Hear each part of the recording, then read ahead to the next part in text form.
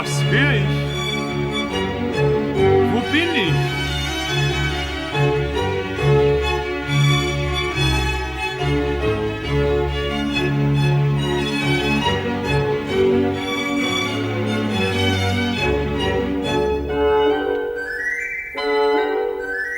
Talking about animals, Yes. I would like to make some references that we can find in your work. Also, we have the bird in Yes. the flute, we have the rhinoceros, we Yes. have the horse, Yes. and we have a cat. Those are the main ones. Yeah. Those are the main ones. You are living in Africa, in South Yes. Africa, and we have nature there, which is absolutely different from every other part of the world. And then I can bring in our conversation the way that you are drawing landscapes, Yes. and then the music. Why do I have the feeling, Mr. Kentridge, that all these compose a story at the same time are elements of the physical world that we are living in? I know that you are not drawing landscapes like the old masters, but it looks like you have a big observation in nature. In the nature as a meaning, not as an image. Yeah. Would you So, like for to tell us- example, something like the rhinoceros. There's so much. It's an image or a category that's so full. Each time you draw the rhinoceros, through many things. On the one hand, you've got Dura and you've got Piero Longhi, these different rhinoceroses that come With the nose. With the nose. Yes. So you've got the rhinoceros, and even then, that's Europe thinking about Africa. The rhinoceros is, in fact, it was from India, these exotic animals, the exotic other.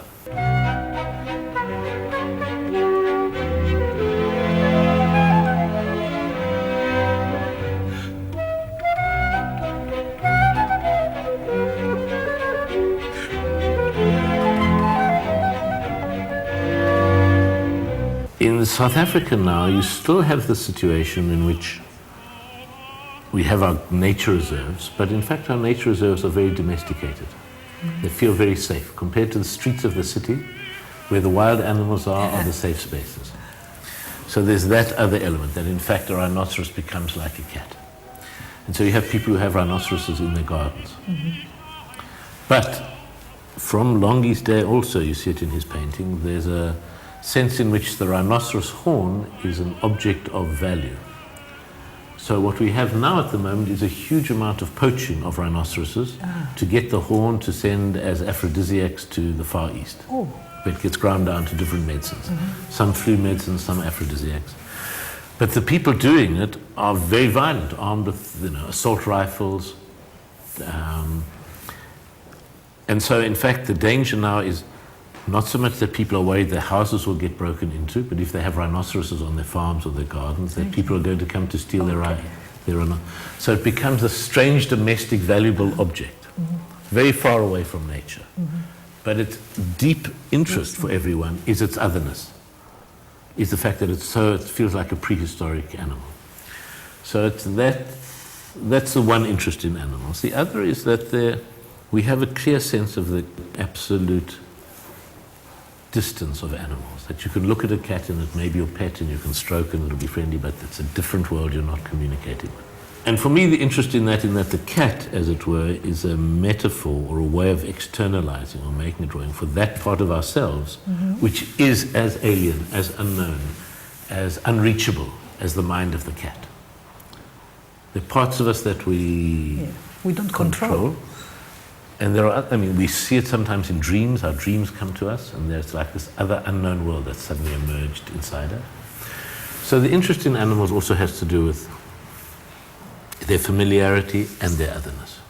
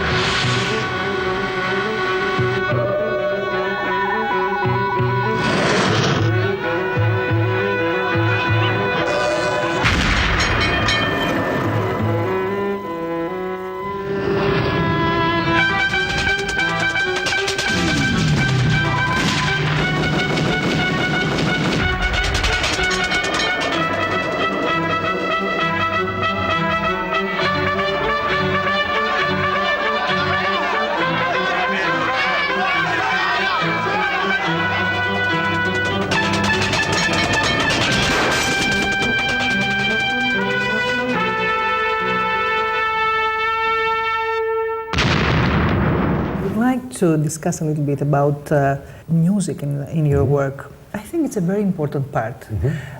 Are you searching for the musicians? Do you have friends that you collaborate with? There are friends that I collaborate with a lot, particular composer in South Africa, but there are other ones that I've worked with over the years. And then a lot of listening to music when work is being made, trying to see how different pieces of music make you see the images differently. Both physically, that if you have a very jerky image but you find the right piece of music, the jerkiness gets reduced and the image seems to flow much more smoothly. It affects how you are actually, the speed of an image which is moving changes completely depending on what. So it's about the grammar of images sometimes, the grammar of narrative, as well as a layer of meaning. But when we listen to the music, when we look at the work, we have the feeling that they give birth to the painting, to the drawing, and drawing give birth to the music. It does physically in one sense happen that I'll say the first project will take 9 months to make a film. Oh. And I'll spend the first 3 weeks drawing on my own. And then after 3 weeks there's maybe a minute or a minute and a half of material drawn. And then I'll start showing it either to the composer if I'm working with Philip, the composer I work with, or I will listen to different pieces of music while looking at this first fragment. So from that very early stage, there's a sense of possible musical worlds that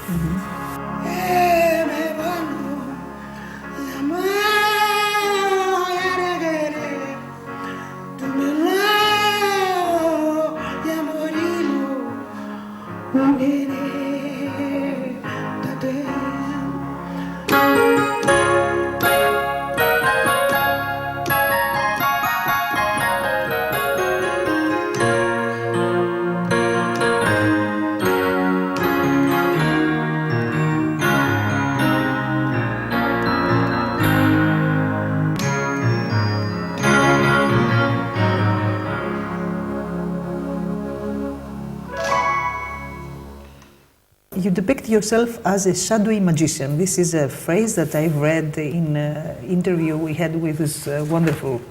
Michael Upping. Yeah, Michael Upping. He's a wonderful writer. I don't know him, but I think that you have done a wonderful interview, and it was a kind of paradigm for me. But I cannot ask you the same questions. I just used some phrases that I liked very much about drawings that continuously are repeating patterns of life. You said that. It seems that when you walk in the studio, you visualize the world every moment. Is that true? and I must be honest with you, I've put some of my own thoughts in this. No, in the studio it's almost always trying to solve a very specific question, or trying to, it's circling to try to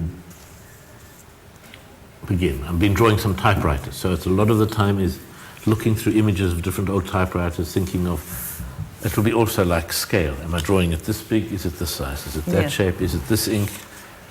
A series of practical questions, and then the work begins, and then so it's not trying to visualize an entire world. It's trying to actually say, I'm going to give a lecture on this subject to talk about this subject. Do I start with this part of it or that part? What is the first sentence? What is the first sentence? Getting stuck in a repeating loop of trying to, knowing one has to answer some small practical thing, the first sentence of a lecture, the scale of the drawing, and then it can begin.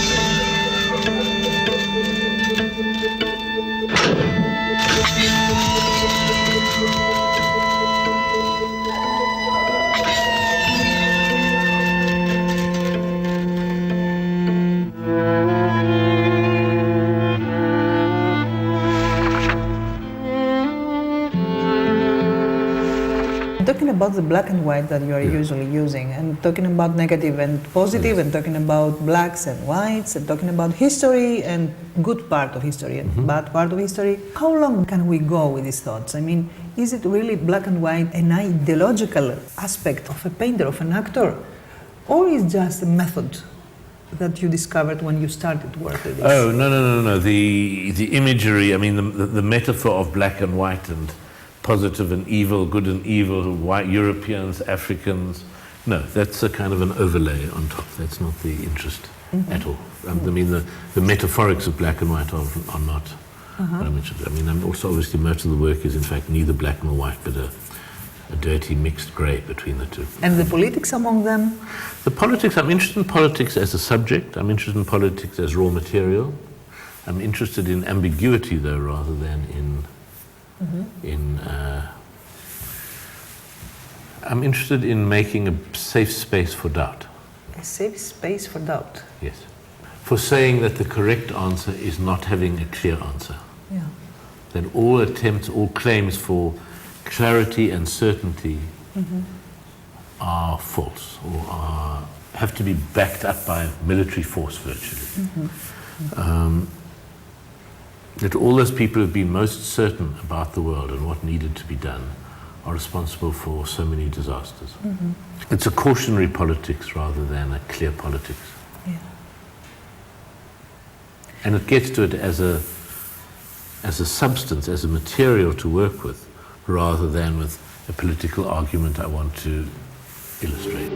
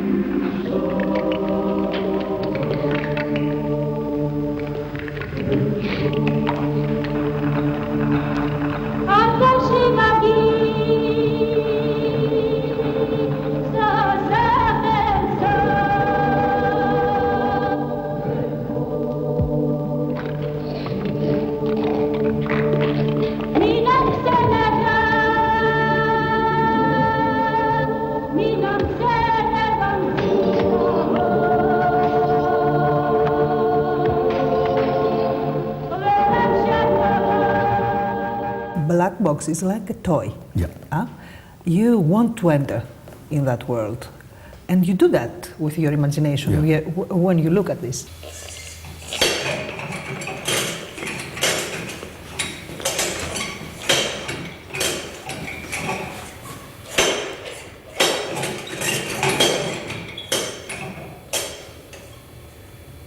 And saying, here's a coffee pot. What can that coffee pot do? How could we get that coffee pot to move?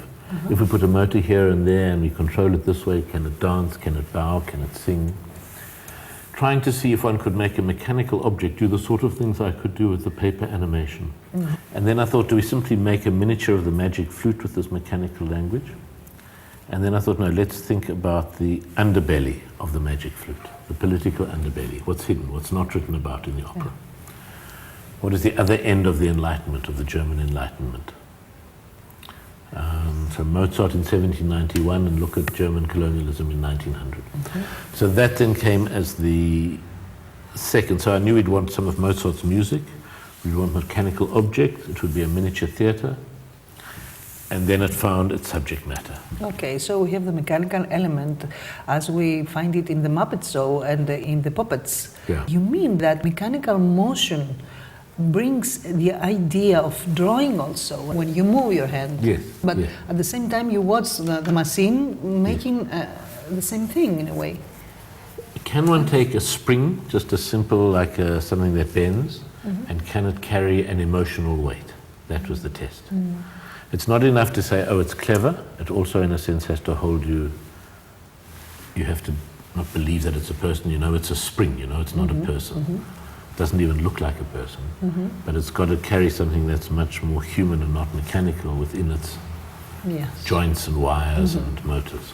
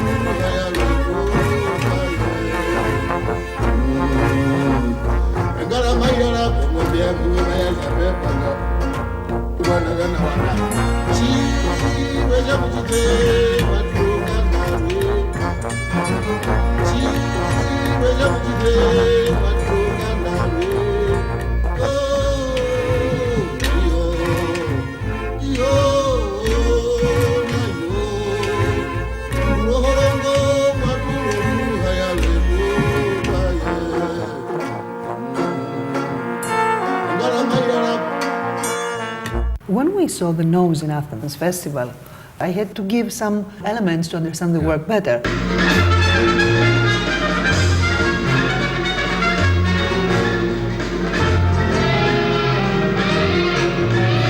Με μια βιντεοεγκατάσταση που συνδυάζει λοιπόν αφήγηση, βίντεο, προβολές και ηχητικό soundtrack, φιλοξενείται στο Φεστιβάλ Αθηνών ο διάσημος νοτιοαφρικανός εικαστικός καλλιτέχνης William Kentridge.